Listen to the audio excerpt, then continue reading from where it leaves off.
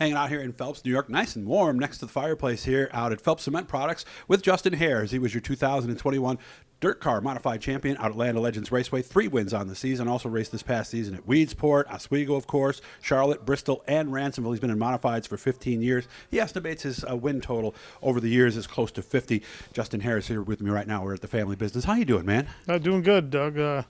Racing season's wound down now after Charlotte here, and now the business side of things is busier than ever. So we're still pretty busy here. Yeah, I looked out back, man. You guys turn out a lot of stuff here, don't you? Yeah, we got a lot of stuff going on here, and cover a lot of different areas in the building industry. That's for sure. Yeah, and I guess it's still 55 degrees or something like that today. So you guys, the biggest thing, I was talking to Nick Guerreri before I walked in, concrete block for foundations. You guys are cranking those out. Yeah, that's the core of our business is we manufacture concrete blocks, retaining walls, architectural blocks for all sorts of building. So we do a little bit of everything. It's this year we're celebrating our 75th year in business. Congratulations. Third generation with me and my brother running day-to-day operations here now. So pretty excited about that. 75 years is nothing to shake your. No, that's a long time in any business. Yeah, we're pretty excited. The last few years. How was Charlotte? Charlotte had definitely had its ups and downs.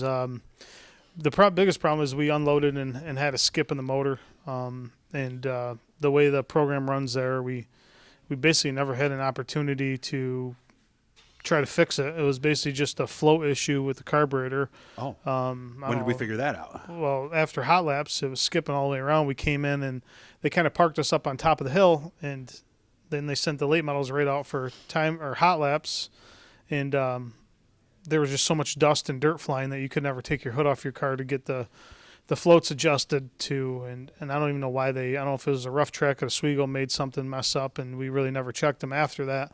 They usually don't move around too much, but they were really, really low, and it was kind of just leaning the motor out down the straightaways and making it skip. So needless to say, we time trialed very bad, and when you time trial bad there, it's really hard to pass in the heat races. We got kind of crashed up in the heat race and knocked the shock tower off, and we had to really fight our way back through the consi, got in through that, and then it's just tough sledding when you start that far back. It is because of the format of the Super Dirt Car Series. Once you start behind, you're at the back of the heat, and you're spending the next time catching up from there on in. Right? Yeah, that's for sure. And we did both qualifying sessions together too, so we were in trouble for both. Or? Well, no, they actually, because of the rain they had there on Thursday, they had 2 separate shows, so it didn't work like it typically does there. So. Otherwise, you would have been in trouble thank for God, both, right? Saturday night's race, we time trialed much better and ran 3rd in the heat race. Started 9th in the feature, finished 9th. Had some gains, at the beginning of the race. I drove up to 5th, and then towards the end of the race, we just kind of faded a little bit. And we work all season long trying to get our slick track set up, in which we got it really, really, really competitive. And then you go to these other tracks where they have a lot more traction, and we struggle a little bit there this year. So now we just got to find that's one of my goals over the off season is to kind of really, focus on making sure we have something for all track conditions.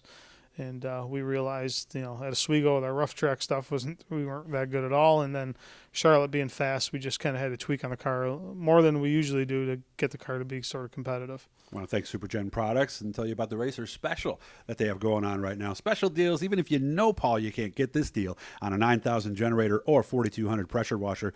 Make sure to talk to Paul over at SuperGen Products in Newark. Get yourself all set generator-wise for next year. You talked about being good on all track conditions. Was Canandaigua kind of a tale of 2 racetracks this year? There was the first regime, and then there was the A.J. Baker regime. Were they that much different when the new track rumor came in? Yeah, definitely. The beginning of the season, obviously with springtime conditions, we had some, heavy rough tracks, and one, the straightaways would be super slick and dusty, and you go in the corners and it'd be like a plowed field, and they got it straightened out there towards the end of the year. And once they got that straightened out, we were kind of really could key right in, and we knew how the track conditions were going to be, and got really good. And it was fun to race there this year. It was towards the end of the year, middle of the end of the year, it got to be where it was, wasn't hard on equipment or any of that stuff. You can keep your body panels on the car, and weren't rebuilding a bunch of stuff every few weeks like we were. And I think good things to come there at Land of Legends. And then before the features, they'd kind of spritz that outside, and it really would prevent everybody from feeding down the bottom, wouldn't it, Justin? Yeah, it kind of took them a few weeks to kind of see what was going on. Yeah. And it's like you got to test the waters and see what you need to do. And with AJ not ever doing the track, I think he did a phenomenal job just kind of learning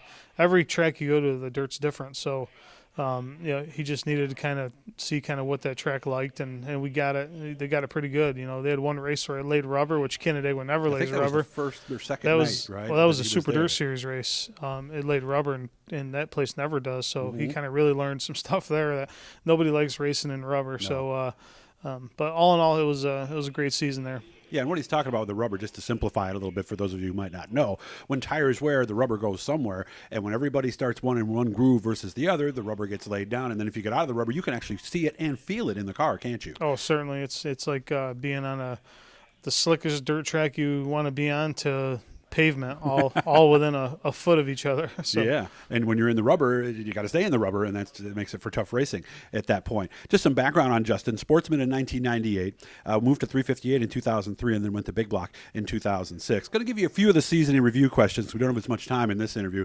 Best night of the year, I think that's an easy one, isn't it? Yeah, well, there's a few of them, but my first one was obviously getting my first win at Canandaigua, in the last few years, and that was the first win since my dad passed away. So that was a very, very special night. And I say this all the time, it's so tough now. You don't know when you're going to get your next win. It's true. And we got that one, and then came right back next week and won again. So we won back-to-back nights, and then also obviously the very last night winning the championship, and kind of the way that all kind of unfolded was really cool. And coming down, 11 points behind to get the win was really awesome, and it was fun to do. It was a challenge, and you were really aggressive all night long racing, and like I said, I was on the offensive end all night long and just playing offense and not worrying about who's behind me and just trying to get as many positions as I could. So it all worked out. It was fun, but we had a few nights that were really special this year. That's for sure. Yeah, and Dad's hat was with him in the suit, too. So Dad was riding with him out on the racetrack. So really one of the nicer moments. And getting to go in front of the grandstand and hearing them cheer, I can imagine how that must have felt for you personally. Yeah, it was. I'm fortunate enough. I got a ton of fans at Land of Legends. So, and just the amount of people that came up before the race that supported me and said, "Man, we hope you get this championship tonight." It was really, really special, and so it was fun. I don't know how much longer I'm going to do this for. So every time you get a championship in your hat, you really cherish it. That's for sure. Only got about 2 minutes left in this segment. So what's the next thing? You talked about upgrades. What are we doing? Because I see they're actually cleaning off some tires today back there. Yeah, we're just getting some things cleaned up from Charlotte, putting stuff away for the winter. Got a new frame and body on that came in actually just before Dirt Week. I ordered it, earlier in the season. Another Bicknell, just very similar to the same one I got. Just get a jump on getting stuff put together for the winter. We want to really be prepared. Plan on going to Florida, this February, and we just trying to get everything in order. So we're not the way parts are getting, they're hard to get. So I just want to be ahead of it than behind it. I agree. And, of course, we still have to go through the frames we have, make sure there's no cracks and anything like that. So we're going to strip those all the way down, are we? Yeah, we'll rebuild the one car that we ran pretty much the majority of this season. Then my other car that I ran, we're going to sell that frame and body off. And then have two cars that are exactly the same. That's kind of what I wanted. My one car's got a rack in it. My other car doesn't have a rack in it, so I wanted both cars both the same. So we can kind of – I think they work a little bit different from each other, so I want to just make sure consistency is going to be key. What's the difference? What's a car with a rack and without a rack going to do differently? Well, I think the one with a rack is a little stiffer in the back, and some guys love them. And I just had, I ran well with both of them, but I just want to have both my cars the same. So, and with the big blocks, the weight limits and stuff without the rack, it's a lot lighter. I can save like 25 pounds, so that means I can get right down to pretty much the nitty gritty on the weight, where I'm not, not 25 or 40 or 50 pounds overweight when you go over the race after the race. So that's the biggest key. Well, we had a lot of fun out here today. Got more we're going to do because we talked to a bunch of people out here today, so look for them. Hit the blue E down there in the corner. Make sure to search the archives. Justin was searching through the archives the other day, found some interesting stuff. Thanks for having me out, man, and I wish you all the best. All right, thanks, Doug.